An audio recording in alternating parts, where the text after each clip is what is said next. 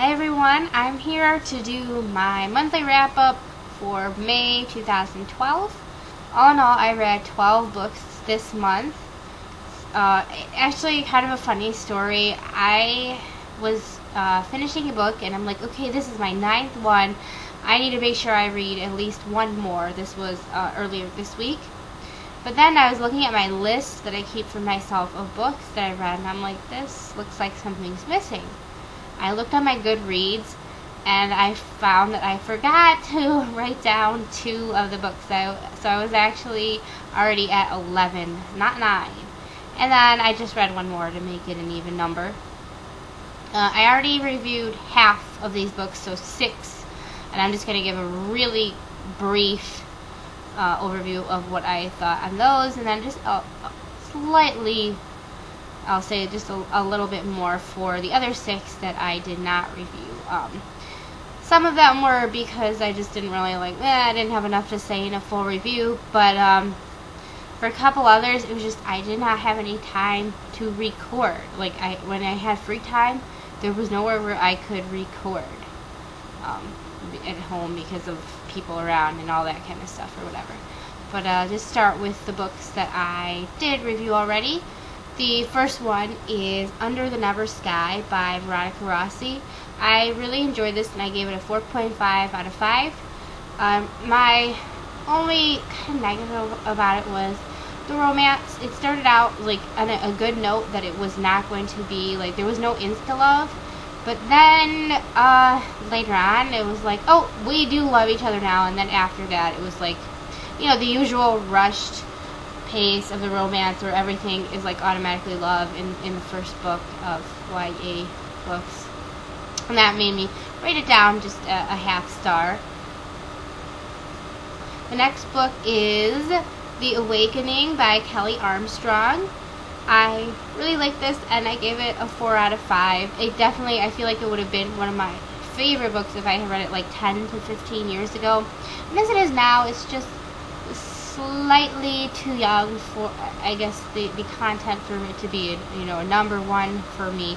But I still really enjoyed it and I love the characters and I love the more slowly developing romance. Next book is Howl's Moving Castle by Diana Wynne Jones. This is supposed to be a classic fantasy book. I thought it sounded really cute and charming, and I've been wanting to see the movie for forever. I haven't for some reason or another. But I found it kind of dull, and I only could give it a 2 out of 5. I'm sorry, it's just not for me. The next book is The Serpent Shadow by Riordan, the conclusion to the Kane Chronicles trilogy. I thought it was a fun, enjoyable book for kids, but I feel like I outgrew the series as it went on because I absolutely loved the first book, and then the next 2 was just I liked it a little bit less and a little bit less. It was I didn't really, I guess I outgrew it is the only thing I can think of. So yeah, 3 out of 5 for that.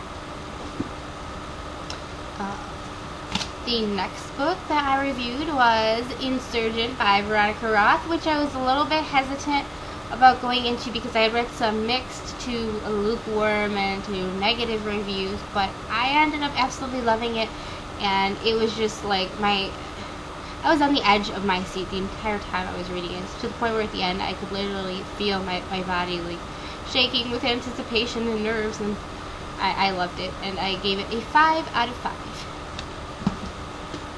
And the 6th and last book that I reviewed this month was Enclave by Ann Aguirre. I gave this a 3 out of 5.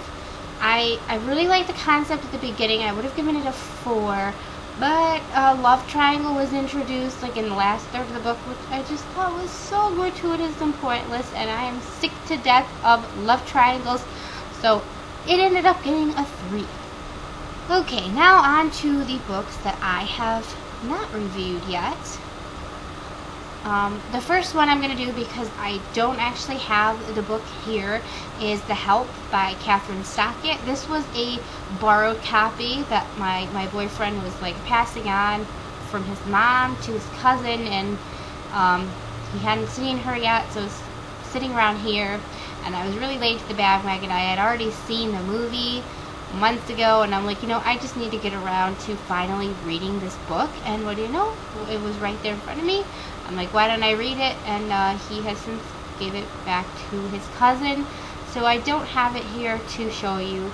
But as you probably know, unless you've been living under a rock, The Help is about early 1960s Mississippi, about a girl named Skeeter who recently graduated from college, who decides to write a book about the help, or black maids that work for white families, and she enlists the help of mainly two maids, Abilene and Minnie, who she knows, and they kind of tell her their stories. And I thought it was really interesting. I actually kind of liked the movie a little bit more. There was some controversy about the book. Some people were saying maybe it kind of perpetuated the stereotypes that were in it rather than, you know, dispelling them or anything like that. But I liked the book a lot. I could see where some people maybe would find things controversial or offensive, but I didn't think so. Kathryn Stockett put in an afterword in the book, which I really thought should have been like a foreword or a preface, saying how she was not really she was just trying to, you know, tell a different side of the story rather than trying to make any big changes or anything to the world. And I appreciated that. I felt like it really should have gone at the beginning of the book, but I liked it a lot, and I thought it was really interesting, and I gave it a 4 out of 5. The next book that I read that I wanted to do a review on so bad, but there was never a chance for me to film, was Uglies by Scott Westerfeld. This is a dystopian sci-fi book from like 2005, I think, so before the whole dystopian craze got started with the Hunger Games. This was around first in the YA scene, and it is about this society where everyone, when they turn 16, gets this operation to make them look like what they believe is like pretty people should look like. Teenagers up until then are called uglies, and then after that they're pretties. And Tally, who is the main character in this book, is about to turn 16 when she meets this girl named Shay, who happens to have the same birthday as her. And then through their friendship, she finds out that Shay does not want to be pretty, and Shay decides to run away to this kind of like backwoods hidden society where everybody is just stays ugly and they live outside of the society. And Tally decides not to go with her, but then the government people find out that Shay ran away, and they know Tally knows where she went, so they give her an ultimatum. You either find Shay and bring her back, or you're never getting the operation. You have to be ugly your whole life. So Tally is kind of faced with this dilemma, like what does she do? And she goes out to find Shay in the woods, or whatever it was called. The Smoke was the kind of like camp society or little city of these people. And I liked this book a lot. It was really interesting to read something from a YA dystopian from before the whole Hunger Games craze. So this would have been pretty original at the time. The concept was definitely really, it was very heavily satirical, you know, judging how everybody today is so obsessed with their looks and plastic surgery and stuff. Yet the ideal of beauty in this society, as it is seen, as you can kind of figure out from reading it, is really different from now. You know, they comment on when they look at old magazines, like, oh, that model is like so skinny and hideous, and why do they look like that? It's just kind of, it's definitely very heavily satirical, like a commentary about today's society, and I enjoyed it a lot. Tally, in the beginning, it was a little bit frustrating because she really wanted to become pretty and everything like that, but she was also a little bit rebellious. She would play pranks and like do these things that she was not supposed to do, which I'm like, hey, you don't want to do anything to hurt your chances of this, do you? But whatever. I ended up liking the book even more and more as it went on, and even though I found some of the titles and names for things like Uglies and Pretties and Crumblies for the older people and stuff like that to be on the silly side. I feel like it was intentional, and I give Uglies a 4 out of 5. The next book I have here is He Knew He Was Right by Anthony Trollope. This is from the 1860s. I think it was one of Trollope's later pieces, and I guess he was not really fond of it.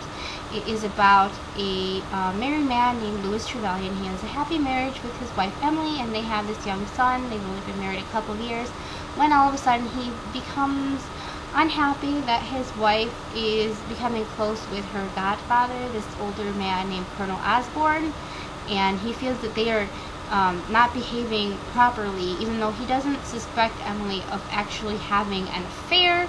He thinks that, you know, them being so close is going to ruin his reputation, makes him look bad, and that she's shaming him, and he just kind of goes mad with this until, you know, his wife and her sister, who also was living with them because their parents and family are off in the fictional Mandarin Islands. They end up having to go live with friends, and then there's this battle over who gets their son, and throughout the whole thing, Louis knows that he is right, and he just doesn't want, he still loves his wife, but he does not want to concede that, you know, from her opinion, she has never done anything wrong, and both of them really don't want to admit that they're in the wrong at all. I'm not a huge Trollope fan.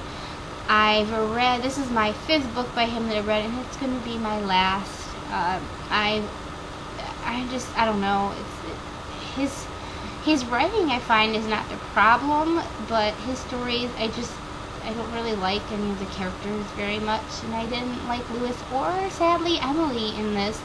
I don't know, they were both sympathetic in their ways, but really, in this book, Emily, the wife, could be just as stubborn as Louis in the beginning. They really just needed to have a discussion, a conversation, and say, you know, more nicely what they're feeling, instead of just accusing the other people of stuff, and then Emily just out of stubbornness and obstinacy, not wanting to listen to Louis because she doesn't want to admit that, you know, she might be wrong, and she just wants to prove that she's right, and he wants to prove that he's right, and crap. And there's a lot of side stories going on, and side romances and love triangles with all of the other various characters, which a lot of them I found somewhat more enjoyable than the main storyline. But Trollope's books don't make me happy, so I think that's why I'm not a huge fan of them. Shortly after this, I did watch the BBC miniseries adaptation that was written by Andrew Davies from, I don't know what year, maybe 2004 or something like that. And in the miniseries, it was interesting that Louis actually firmly believed that his wife was having an affair and accused her of that, and that was where his whole, like, madness came from. Where in the book, it wasn't that at all. He just, you know, it was all about reputation and propriety and crap like that. He never really thought she was doing anything bad with Colonel Osborne. And I thought the miniseries was pretty good. They definitely made Emily seem like a much more sympathetic character. It was quite obvious in the miniseries that she was just the blameless victim, and that Louis was just going insane for no reason. In the book, it wasn't quite so black and white, even though obviously she was more right than he was. Yeah, anyway, I'm not crazy about this book or any of Trollope's novels. I give it a 2 out of 5. It just doesn't make me happy to read. The next book that I read is Cat Among the Pigeons by Agatha Christie, and this is about some staff members being murdered at an all-girls school. And this is tied somehow to this revolution in this fictional Middle Eastern country of Ramat, and the assassination of their leader, who was trying to bring reform about, but I guess it didn't work out. The book was alright. I gave it a 3 out of 5, but it's one of those Poirot novels where Poirot only shows up in, like, the last 100 pages or the last third of the book because the other characters can't figure it out, and it's like they go get him as a last resort. And I feel like I'm really not fond of that kind of books. I wonder if it was because I know Christie later in her career was really especially tired of Poirot. Like, she never really liked him as a character, and she really got sick and frustrated with him later on. So it was like, I feel like she was just bringing him in gratuitously just to please the fans because he was a really popular character, even though she herself did not like him. I feel like it should have been, they should have found a way to have one of the other characters just solve the mystery. Also, I'm not too fond of her political, international spy thriller novels, and this was half of one of those, and they're not my favorite of her genre. Next is another Agatha Christie book. It is The Pale Horse. I liked this one a lot more. I gave it a 4 out of 5. It is about a priest one night after he goes and receives a confession from a dying woman is killed walking back to the church, and he had this list of names in his pocket, and the police are trying to figure out what's going on. They realize that a lot of the people on the list have died recently. And the main character in this, Charles Easterbrook, happens to know the police coroner, and he also knows some other characters that are tied in with this somehow, kind of through a series of coincidences. Basically, what's going on is there is these 3 older ladies who claim to be witches who live in this old inn, which is now their house. It was called the Pale Horse, and one of them claims to be able to use her magic to bring on people's death wish and to just make people die because they want to. And it's really interesting. It's told half from Charles' point of view, and then half from just a third-person narrator who follows the regular police and other characters. And then there's basically this whole thing, is it real witchcraft going on here that is causing witchcraft murder for hire, or is it something else? Obviously, it's Agatha Christie. We know it's not really going to be magic. But I like this book a lot. We got to see characters in here that were originally from other novels. There's Rhoda and another character from Cards on the Table make small appearances, and Ariadne Oliver's in this, and I think someone else, but I don't quite remember.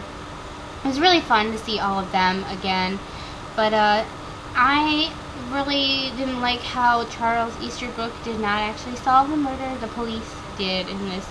I don't like the books where the main character fails and someone else solves it. I don't know. That bothers me, but I give it a 4 out of 5. I still liked it a lot. My last book that I just finished reading last night is Tangle by Georgette. This book is about this independent, stubborn, feisty young woman named Lady Serena something. I don't know. Serena. Her father died suddenly, leaving behind her and her stepmother, who's actually a couple of years younger than her. And she finds out that her entire fortune is tied away in trust, and the trustee is her ex-fiancé, the Marquis of Rotherham. And Serena is not to see the money except for a very small allowance until she marries with the Marquis's permission. And she feels like this is a plot because her father wants them back together because he always wanted them together. And she's really upset, and she and her stepmother go to Bath to get a change of scenery. She's really more like an older sister rather than a stepdaughter to her stepmom, Fanny. And she and the Marquis have a very, a heated relationship. They can't seem to be together without arguing because they're both very, they both have got tempers on them. And I didn't really like either of them very much as a character, but I liked the scenes of them together because you could tell they had very strong feelings for each other that they just did not want to admit. But the Marquis was absent for the large middle portion of the book, and there was some love triangles going on and crap like that, which it was not one of my favorite Hayer books. and I gave it a 2.5 out of 5. That wraps up my books read for May 2012. I almost forgot what month it was, so I will see you guys in June.